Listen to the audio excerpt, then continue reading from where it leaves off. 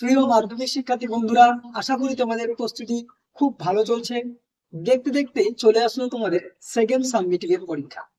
দেখো, এই পরীক্ষার জন্য আজকের এই ভিডিওটিতে আমি ইতিহাস বিষয়ের বেশ কিছু গুরুত্বপূর্ণ প্রশ্ন বলবো, যেগুলি তোমাদের সেকেন্ড সাবমিটিভ এর পাশাপাশি ফাইনালের জন্য সমানভাবে কার্যকরী। এই প্রশ্নগুলি তোমাকে অবশ্যই অবশ্যই বাড়িতে প্র্যাকটিস করতেই লাগবে, কারণ তুমি যে কোনো স্কুলের শিক্ষার্থী হও না কেন, এর মধ্যে পরীক্ষায় প্রশ্ন থাকবেই। এবং ফাইনালের জন্য তো বললেই নয়, এই প্রশ্নগুলি একেবারে কার্যত নিশ্চিত বলতে পারো। তো ভালো লাগলে অবশ্যই ভিডিওটি একটি লাইক করে দিও, বন্ধুদের মাঝে শেয়ার করে দিও, আর চ্যানেলে নতুন হলে সাবস্ক্রাইব করে দিও। তো সরাসরি শুরু করছি আজকের চূড়ান্ত গুরুত্বপূর্ণ ভিডিওটি শেষ পর্যন্ত দেখতে থাকো। আশা করি তুমি অনেক অনেক উপকৃত হবে। শুরু করছি আজকের এই ভিডিওটি। থাকছে দ্বিতীয় ইউনিট টেস্ট এবং ফাইনালের জন্য চূড়ান্ত গুরুত্বপূর্ণ প্রশ্নগুলি। মোট তোমাদের যে 3টি অধ্যায় অর্থাৎ চতুর্থ, পঞ্চম ও ষষ্ঠ অধ্যায় থেকে গুরুত্বপূর্ণ প্রশ্নগুলি তুমি জেনে নাও, বুঝে নাও। এই প্রশ্নগুলি তোমাদের সেকেন্ড ইউনিট টেস্টের পাশাপাশি ফাইনালের জন্য সমানভাবে গুরুত্বপূর্ণ। দেখো, তোমাদের চতুর্থ অধ্যায়ের নাম কি? সংঘবদ্ধতার গোড়ার কথা তথা বৈশিষ্ট্য ও বিশ্লেষণ।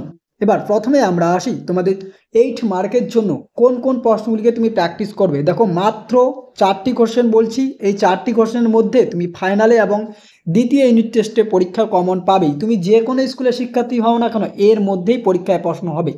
দেখো, বিভিন্ন বই অ্যানালিসিস করে এই প্রশ্নগুলি নির্বাচন করা হয়েছে। নাম্বার 1, 1857 খ্রিস্টাব্দের মহাবিদ্রোহকে স্বাধীনতার প্রথম যুদ্ধ বলা যায় কি? নেক্সট, লেখায় ও রেখায় জাতীয়তাবোধের বিকাশ আলোচনা করো। দেখো, এই প্রশ্নটি নানা রকমভাবে পরীক্ষায় ঘুরিয়ে আসে এবং তোমাদেরও আসার সম্ভাবনা রয়েছে। কি? ভারতের জাতীয়তাবোধের বিকাশে সাহিত্যিক ও শিল্পীর অবদান লেখো। নেক্সট, 19 শতকে রেখায় ও লেখায় জাতীয়তাবাদের বিকাশ ঘটেছিল। উক্তিটি আনন্দময় উপন্যাস এবং ভারত মাতা চিত্রের প্রেক্ষিতে ব্যাখ্যা করো। মোস্ট ইম্পর্টেন্ট ভিভিআই একটি প্রশ্ন। নেক্সট, সংক্ষেপে মহাবিদ্রোহের চরিত্র বিশ্লেষণ করো। নেক্সট কোশ্চেন, সভা সমিতির যুগ কিভাবে জাতীয় কংগ্রেস প্রতিষ্ঠার পটভূমি তৈরি করেছিল। তাহলে মাত্র 4টি প্রশ্ন থাকছে তোমাদের চতুর্থ অধ্যায় থেকে 8 মার্কের জন্য। এরপরে আমরা আসছি তোমাদের যে বিশ্লেষণধর্মী অর্থাৎ 4 মার্কের প্রশ্ন। দেখো, 4 মার্কের জন্য তোমাকে অবশ্যই কিন্তু প্র্যাকটিস করতে লাগবে। তুমি যদি বিগত বছরের প্রশ্নপত্র দেখো, সেখানে কিন্তু ফাইনালে চেনা ছকের মধ্যে প্রশ্ন খুবই আসে, বিভিন্ন রকমভাবে প্রশ্ন ঘুরিয়ে আসে। তাই তোমাকে বিভিন্ন টাইপের প্রশ্ন পড়তে লাগবে। শুধু মাত্র ওই সাজেশন থেকে বা 1-2টা প্রশ্ন পড়লে এতে কিন্তু তোমার বিপদ হতে পারে তুমি সেকেন্ড সাবমিটিভে ভালো রেজাল্ট করলে, কিন্তু ফাইনালে গিয়ে তোমাকে হয়তো আফসোস করতে লাগবে। তাই অবশ্যই তোমাকে এখন থেকেই ভালোভাবে প্রস্তুতি নিতে লাগবে, যাতে সেকেন্ড সাবমিটিভের পাশাপাশি ফাইনালেও খুব ভালো একটা প্রস্তুতি থাকে। তাই অবশ্যই তোমাকে এই প্রশ্নগুলি প্র্যাকটিস করতে লাগবে 4 নম্বরের জন্য। কি কি? দেখো, 1, মহারানীর ঘোষণাপত্রের ঐতিহাসিক তাৎপর্য কি? 2, ভারত সভা প্রতিষ্ঠা ও বিকাশে সুরেন্দ্রনাথ ব্যানার্জির ভূমিকা। 3, বঙ্গভাষা প্রকাশিকা সভাকে কি প্রাথমিক বা প্রথম রাজনৈতিক প্রতিষ্ঠান বলা হয়? নেক্সট, গগনেন্দ্রনাথ ঠাকুরের ব্যঙ্গচিত্র কিভাবে ঔপনিবেশিক সমাজের সমালোচনা করা হয়েছে? স্বামী বিবেকানন্দের লেখা বর্তমান ভারত গ্রন্থে জাতীয়তাবোধ কিভাবে ফুটে উঠেছে? 1857 বিদ্রোহকে ভারতের প্রথম স্বাধীনতা সংগ্রাম বলা কতটা যুক্তিযুক্ত? 1857 এই বিদ্রোহকে সামন্ত শ্রেণী বিদ্রোহ বলা যায় কি? টিকা লেখো হিন্দু মেলা। আনন্দমঠ উপন্যাসটি কিভাবে জাতীয়তাবাদী চেতনা বিস্তারে সাহায্য করেছিল? মহাবিদ্রোহের প্রতি শিক্ষিত বাঙালি সমাজের মনোভাব কিরূপ ছিল? তাহলে এই যে কয়েকটি প্রশ্ন আমি বললাম 4 নম্বরের জন্য, অর্থাৎ 9টি প্রশ্ন, এই 9টি প্রশ্ন তোমাকে অবশ্যই প্র্যাকটিস করতে লাগবে, তুমি যে কোনো স্কুলের শিক্ষার্থী হও না কেন।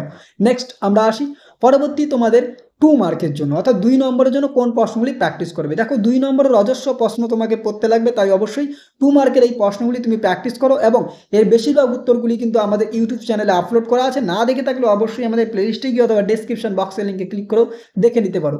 ওকে, দেখো, নাম্বার 1, গগনেন্দ্রনাথ ঠাকুর কিভাবে ঔপনিবেশিক সমাজের সমালোচনা করেছিলেন? 1857 এই মহাবিদ্রোহের প্রত্যক্ষ কারণ কি ছিল?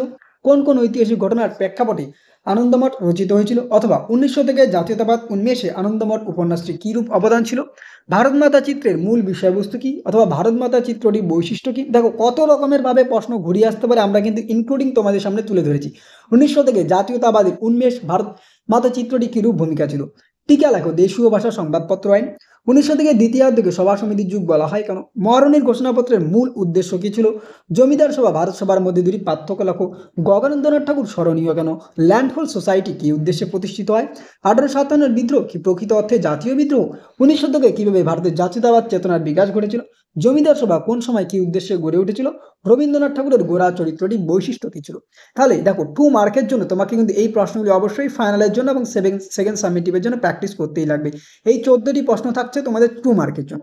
এরপরে আমরা আসি আমাদের পরবর্তী অধ্যায়, পঞ্চম অধ্যায়। দেখো পঞ্চম অধ্যায়ে প্রথমে আমরা আসি 8 মার্কের জন্য। নাম্বার 1 কোশ্চেন, বাংলায় কারিগরি শিক্ষা বিকাশের সংক্ষিপ্ত বিবরণ দাও। নেক্সট, রবীন্দ্রনাথ ঠাকুরের, এখানে টাইপিং মিস্টেক রয়েছে, রবীন্দ্রনাথ ঠাকুরের শিক্ষা চিন্তা ও শান্তিনিকেতন ভাবনার সংক্ষিপ্ত পরিচয় দাও। এখানেও টাইপিং মিস্টেক রয়েছে। অনুকরণ প্রশ্ন ঘুরিয়ে বলতে পারে তোমাকে, মানুষ, প্রকৃতি ও শিক্ষার সমন্বয়ে বিষয়ে রবীন্দ্রনাথের চিন্তার সংক্ষিপ্ত পরিচয় দাও। তাহলে 2 মার্কের জন্য আমরা পঞ্চম অধ্যায় থেকে মাত্র 2টি প্রশ্ন রেখেছি। এই 2টি প্রশ্ন অবশ্যই ভিভিআই প্রশ্ন। এরপরে আমরা চলে আসি একেবারে 2 মার্কের কোশ্চেনের জন্য। দেখো 2 মার্কের জন্য তোমরা এখান থেকে কোন কোন প্রশ্নগুলি প্র্যাকটিস করবে। নাম্বার 1 আমরা আসি, বঙ্গদর্শন কবে কোথায় প্রথম ছাপা হয়, এখানে হবে, টাইপিং মিস্টেক রয়েছে। কে কবে কেন বেঙ্গল কেমিক্যাল প্রতিষ্ঠা করেন? উপেন্দ্র কিশোর রায়চৌধুরী কেন স্মরণীয়? শ্রীনিকেতন কি উদ্দেশ্যে প্রতিষ্ঠিত হয়েছিল? রবীন্দ্রনাথ ঠাকুরের মতে শিক্ষার লক্ষ্য কি? বাংলার সাংস্কৃতিক জীবনে ছাপাখানার বিকাশের প্রভাব লেখো। কাকে কেন বাংলার গুটেনবার্গ বলে অভিহিত করা হয়?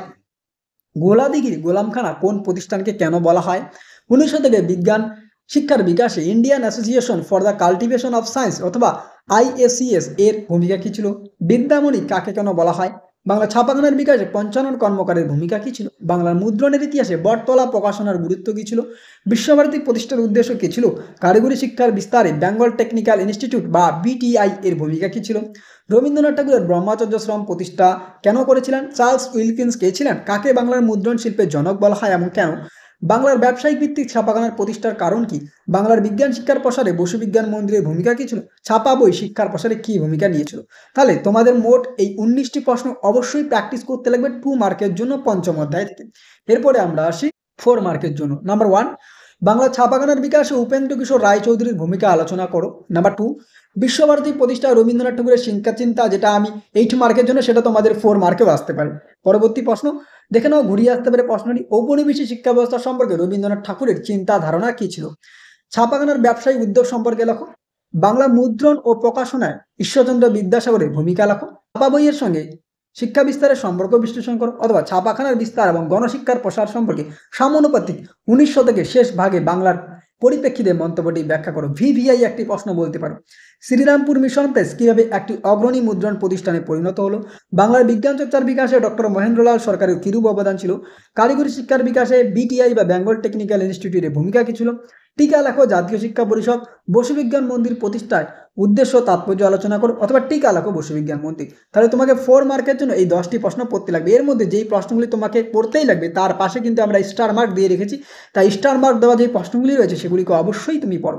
নেক্সট, সর্বশেষ অধ্যায় থাকছে 6ষ্ঠ অধ্যায়। দেখো নাম্বার 1 কোশ্চেন কি থাকছে তোমাদের 8 মার্কের জন্য মাত্র 2টি প্রশ্ন আমরা রেখেছি। এই 2টি প্রশ্ন অবশ্যই তোমাকে পড়তে লাগবে। 1, ভারত ছাড়ো আন্দোলনের শ্রমিকদের ভূমিকা বিশ্লেষণ করো, অথবা কোশ্চেনটি ঘুরিয়ে বলতে পারে ওয়ার্কস অ্যান্ড প্রেজেন্ট পার্টির সম্বন্ধে একটি সংক্ষিপ্ত টিকা লেখো। 2, বিংশ শতকে ভারতের উপনিবেশ বিরোধী আন্দোলনের বামপন্থীদের ভূমিকা আলোচনা করো। অতিরিক্ত হিসেবে একটি প্রশ্ন করতে পারো, বঙ্গভঙ্গ বিরোধী আন্দোলনের শেষ দিকে কৃষকরা স্বতঃস্ফূর্ত যোগদান করেননি কেন? ভারত ছাড়ো আন্দোলনে কৃষকরা সবসময় মহাত্মা গান্ধীর দেখানো পথে চলেননি, মন্তব্যটি বিশ্লেষণ করো। তাহলে এই 2টি প্রশ্ন তুমি অবশ্যই পড়বে, এবং যেগুলি অতিরিক্ত হিসেবে বললাম সেগুলোও পড়বে, কারণ তুমি নিশ্চয়ই জানো যে ফাইনালে কিন্তু প্রশ্নপত্র চেনা ছকের মধ্যে আসছে না, তাই অবশ্যই অতিরিক্ত প্রশ্নগুলোও পড়তে লাগবে। এরপরে আমরা আসি 8 মার্কের জন্য। নাম্বার 1, টিকা লেখো। তুমি টিকা হিসেবে কোনগুলি দেখবে? তেভাগা আন্দোলন, কংগ্রেস সমাজতন্ত্রী দল, সর্বভারতীয় কিষাণ সভা, ওয়ার্কস অ্যান্ড পেজেন্টস পার্টি, একা আন্দোলন। ক্লিয়ার? নাম্বার 2, বারদৌলি সত্যাগ্রহের প্রতি জাতীয় কংগ্রেসের কিরূপ মনোভাব ছিল? এখানে টাইপিং মিস্টেক রয়েছে। ক্লিয়ার? বঙ্গভঙ্গ বিরোধী আন্দোলনের সময় শ্রমিক শ্রেণীর ভূমিকা কিরূপ ছিল? এরপরে 2 মার্কের জন্য আসে, ফ্লাউড কমিশন কি সিদ্ধান্ত নিয়েছিল? কে কেন র্যাডিক্যাল ডেমোক্রেটিক পার্টি গঠন করেন? কালিদাস বা উজালিক রাজ কি? কোন ঘটনাকে কেন্দ্র করে রম্পা বিদ্রোহের সূচনা হয়? ভারতের কমিউনিস্ট পার্টিকে দ্বিজ বলা হয় কেন? আল্লুরি সীতারামা রাজু বিখ্যাত কেন? কিষাণ সভা প্রতিষ্ঠার প্রধান উদ্দেশ্য কি ছিল? 3 কাটিয়া প্রথা কি? নিখিল ভারত ট্রেড ইউনিয়ন কংগ্রেস কি উদ্দেশ্যে প্রতিষ্ঠিত হয়েছিল? ওয়ার্কস অ্যান্ড পেজেন্ট পার্টি কেন প্রতিষ্ঠিত হয়েছিল? একা আন্দোলন শুরু হয় কেন? বারদৌলি সত্যাগ্রহ আন্দোলন কেন শুরু হয়? তেভাগা আন্দোলনের নাম তেভাগা কেন হয়েছিল? তাম্রলিপ্ত জাতীয় সরকার কি? তামলুকে ভারত ছাড়ো আন্দোলনের চরিত্র কেমন হয়েছিল?